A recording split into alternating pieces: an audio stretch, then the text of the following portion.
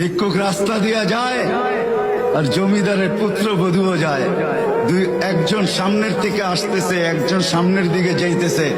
দুইজনের ক্রসিং এর সময় ভিক্ষুকের গায়ের কাদা জমিদারের পুত্রবধূর গায়ে লেগে গেছে। সে দুনিয়া আন্ধার করে ফেলছে, স্বামীকে ডাইকা নিয়ে আসছে, বলছে ভিক্ষুক আমার কাপড় নষ্ট করে দিছে। সে শুধু ভিক্ষুক ছিল না, বৃদ্ধ ছিল। বৃদ্ধ ছিল না শুধু, জীর্ণ ছিল, শীর্ণ ছিল, শরীরে কাপড় ছিল না, ফাটিয়া কাপড় ছিল, পায়ে জুতা ছিল না, পেটে ভাত ছিল না।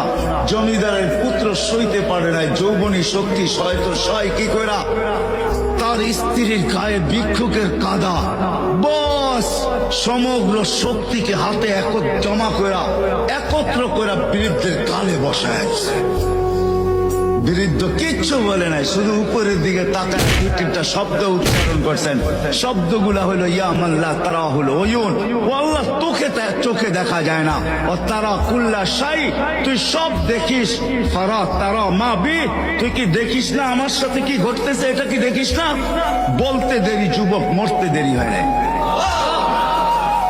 জমিদার চলে আসছে, প্রতিশোধ নিবে। বৃদ্ধের একদিকে মুচকি হাসি, একদিকে বলতেছে প্রেমের খেলা এমনই হয়। জিজ্ঞাসা করছে কিসের প্রেমের খেলা রে? বলছে ওর প্রেমিকার গায়ে আমার কাদা লাগছে, পায়ের কাদা লাগছে, ও সইতে পারে নাই। যৌবনী শক্তি দিয়ে আমার বৃদ্ধ কালে বসায় দিছে, আমাকেও একজন ভালোবাসে, সেও সইতে পারে না।